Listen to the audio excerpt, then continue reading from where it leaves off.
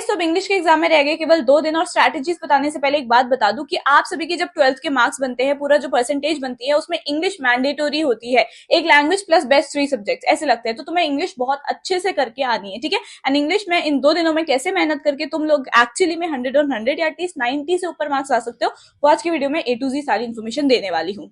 I know इस point पे तुम लोगों ने ऑलमोस्ट सारे चैप्टर्स रीड कर ही लिए होंगे, नहीं करे तो सबसे पहले तो वो करो, ठीक है। होम वगैरह सब पढ़ो। उसके अलावा फिर दूसरा आ जाता है हमारा जो राइटिंग वाला सेक्शन, उसमें तुमने फॉर्मेट वगैरह कर लिए होंगे, आई एम प्रीटी श्योर, ठीक है। अब कौन सी ऐसी स्ट्रैटेजीज है जिन्होंने मुझे हेल्प करी थी, मैं वो बताती हूँ। Let's get started. अब इस टाइम पे ना आपने पढ़ने नहीं बैठना है एक एक लाइन, ठीक है। आपने देखने हैं वन शॉट रिविजन, ठीक है। हर एक चैप्टर के, हर एक पूरे बुक के आप वन शॉट रिविजन देखना शुरू कर लो, सो दैट आपका भी टाइम वेस्ट ना हो और आपको समझ आ जाए।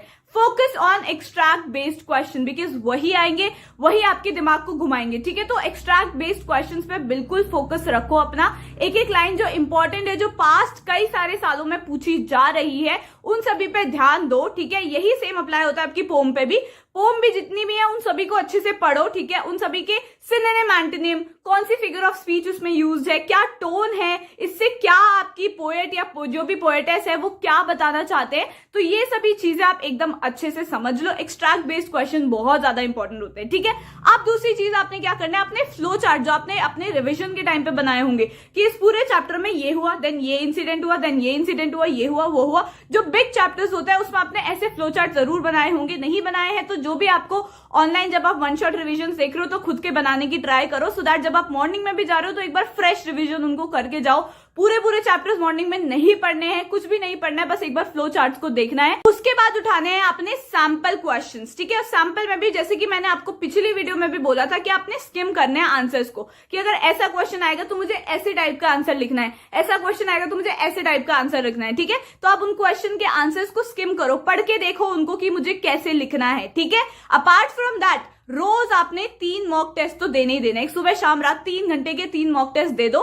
3 दिन है तो आपके 9 मॉक टेस्ट हो जाएंगे, which are more than enough for English, ठीक है। अगर आपने ये एकदम अच्छे से दे दिए तो बिल्कुल भी डरने की टेंशन आपको नहीं होगी यार कि मैं पेपर में क्या लिखूंगा क्या नहीं लिखूंगा। इंग्लिश में जो मोस्टली लोग गलती करते हैं वो लिख के नहीं पढ़ते हैं। वो दिमाग में तो सोच लेते हैं कि अच्छा इसका क्वेश्चन अगर ऐसा आया तो मैं इसका आंसर ऐसे लिख दूंगा, बट वो लिख के प्रैक्टिस नहीं करते। यहीं पर ही बहुत लोग मात खा जाते हैं। जब पेपर सामने आता है, they are so shocked, they are so intimidated by the paper कि वो लिख ही नहीं पाते हैं वहां पे। तो आपने लिख के प्रैक्टिस करनी है प्लीज। इंग्लिश में हम सब दिमाग में सोच लेते हैं सारी चीजें, लिख के प्रैक्टिस बहुत कम लोग करते हैं और वही लोग हैं जिनके फुल मार्क्स आ रहे होते हैं, ठीक है। इसलिए प्लीज लिख के प्रैक्टिस करना शुरू करो। आप जब पहला अपना मॉक टेस्ट दोगे और जो आपका लास्ट मॉक टेस्ट होगा उसमें आपको खुद दिख जाएगा कि कितना डिफरेंस है, कितना बेटर आप अब लिखने लग गए हो, ठीक है। अब मैं आपको सेक्शन वाइज बता देती हूँ। ये सारी चीजें मैंने अच्छे से डिस्क्रिप्टिव वे में आपको इस या इधर कहीं आ जाएगा वीडियो का लिंक, उस वीडियो में अच्छे से बता रखा है कि कैसे आप भी 100 on 100 स्कोर कर सकते हो। उस वीडियो को देखना चाहो तो उसको भी देख लो। आज की इस वीडियो में मैं आपको बिना टाइम वेस्ट करे क्रिस्प वे में बता रही हूँ। सबसे पहले आ जाते हैं हम आपका पहला section which is reading comprehension. इधर 2 टाइप के आएंगे क्वेश्चन। पहला तो आपका एमसीक्यू टाइप का आएगा,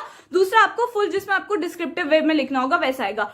फुल वालों को please don't write exact lines. ये मैंने अपनी उस वीडियो में भी बोला था, आज भी बोलूंगी। एग्जैक्ट लाइन जैसे बचपन में होता था कि ओहो हमने लाइन ढूंढ दी, अच्छा ये इधर से इधर लिख दिया, ऐसा नहीं होएगा, मार्क्स कट हो जाएंगे। You have grown now, this is the last year of your school. Please ढंग से आंसर लिखना है, समझना है। क्वेश्चन को 3-4 बार पढ़ लो, समझ लो कि वो क्वेश्चन पूछ क्या रहा है। बिकॉज अगर आपने क्वेश्चन ही नहीं समझा कि वो क्या पूछ रहा है तो आप कुछ भी अगर लिख के आ जाओगे तो आपको मार्क्स नहीं मिलेंगे। एक मार्क्स हमारे लिए बहुत ज्यादा इंपॉर्टेंट हो सकता है। 1 मार्क्स कर दिया तो आपके 100 on 100 आना रह जाएगा ना, इसलिए बिल्कुल भी ऐसे कोशिश नहीं करनी। और ये एक मार्क्स एमसीक्यूज से भी कटता है। अगर आपको बिल्कुल समझ नहीं आ रहा है यार इस एमसीक्यू का क्या आंसर है, यूज एलिमिनेशन टेक्निक, ठीक है।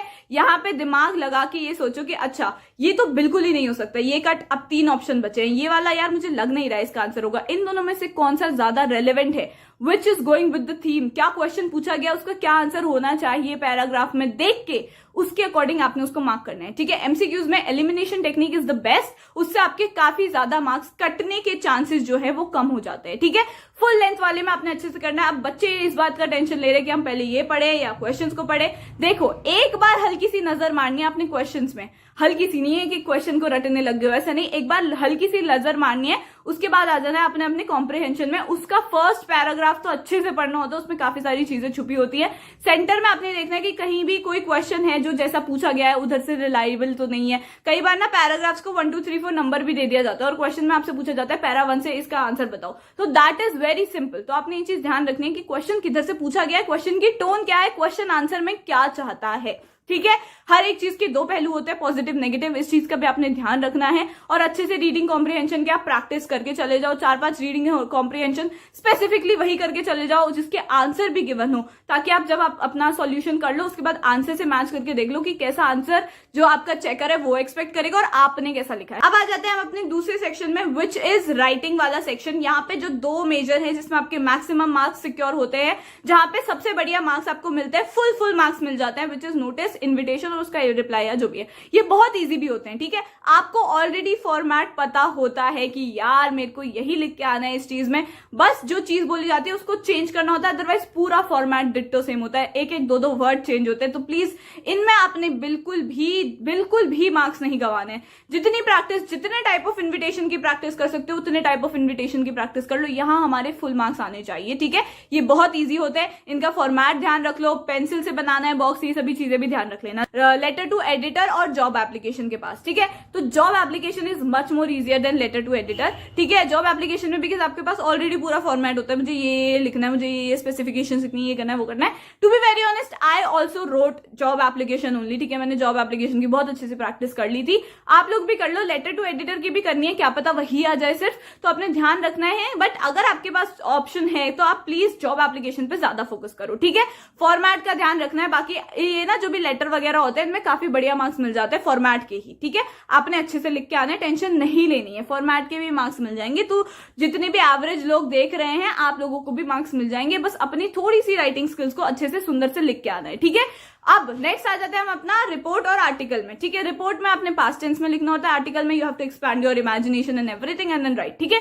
रिपोर्ट इज बेसिकली लाइक कोई इवेंट हो चुका है ऑलरेडी, आप उसके बारे में लिख रहे हो, ठीक है। तो ये पास्ट टेंस में इसीलिए होता है, this is very easy. Article में आपको थोड़ा सा मतलब if you are somebody who writes बहुत अच्छे से ना, कि उसका बहुत ही अच्छा है लिखने का और वो आराम से बढ़िया बढ़िया वोकैबुलरी यूज करके बहुत प्यारा से लिख सकता है, देन आर्टिकल इज योर। आप अच्छे से लिखो, आपका फोटे है आर्टिकल, ठीक है। But if not, report is the best thing, ठीक है, क्योंकि उसमें पास्ट टेंस में लिखना होता है। बट रिपोर्ट इज स्लाइटली थोड़ा डिफिकल्ट एज वेल, बट आपको ये वाला क्वेश्चन भी करना है, यहाँ भी बढ़िया बढ़िया मार्क्स मिलते हैं, 100 on 100 बच्चों के आते हैं, दैट मीन्स इसमें भी फुल मार्क्स मिलते हैं बच्चों को, ठीक है। तो आपको भी मिलेंगे, टेंशन मत लो। अब लास्टली हम बात करते हैं लिटरेचर की, ठीक है। लिटरेचर में आपने हर एक क्वेश्चन को कम से कम 2 बार तो पढ़ना ही पढ़ना है, बिकॉज क्वेश्चन अगर आपको अच्छे से समझ आ गया ना कि क्वेश्चन में पूछा क्या है, वो किस टाइप का सवाल चाहता है, तभी आप आंसर लिख पाओगे। अगर आपको क्वेश्चन ही समझ नहीं आया, आपने क्वेश्चन को ही गलत इंटरप्रेट कर लिया, then you won't be able to write the answer ना, एग्जैक्टली, देन आपके सीधे सीधे 0 मार्क्स हो जाएंगे। तो प्लीज आंसर लिखने से पहले क्वेश्चन को 2 बार पढ़ लो, ठीक है। फिर अपने दिमाग में सोच लो कि मुझे कौन कौन से पॉइंट्स हैं जो इसमें इसके आंसर में कवर अप करने हैं, बिकॉज हम क्या करते हैं, हम लिखना शुरू कर देते हैं, फिर अचानक से हमें वो पॉइंट याद आता है और फिर हम वो लिखते हैं, फिर हमें वो पॉइंट याद आता है, फिर हम वो लिखते हैं, फिर वो अजीब सा आंसर हो जाता है। सो पहले ही दिमाग में सोच लो कि मैंने ये पॉइंट्स है उसको कवर करना है, ठीक है, इसके आंसर में। जब आपको वो आ गया कि मुझे ये पॉइंट्स कवर करने हैं, तब उसको अच्छे से एक सीक्वेंस में लिखो। ये नहीं कि आप लिखते जा रहे हो अचानक से आता है ओह मुझे ये वाला पॉइंट भी लिखना है, तब आप लिख रहे हो, ऐसा नहीं होना चाहिए। The answer looks very bad there. Word limit का आपने अच्छे से ध्यान रखना है, please don't exceed it, because जो एग्जामिनर जो चेक कर रहा है उसको भी बहुत ज्यादा इरिटेशन हो जाएगी, यार 2 मार्क्स के लिए इतना भयंकर लिख के आ रहा है, ये पागल है क्या। ऐसा नहीं होना चाहिए, आपने please stick to your word limit, अच्छे से क्वेश्चन को समझ के आंसर लिखना है। Please focus on extract based question, they are very very important. Theme समझो, हर एक चैप्टर की, हर एक पोम की थीम समझो, ठीक है।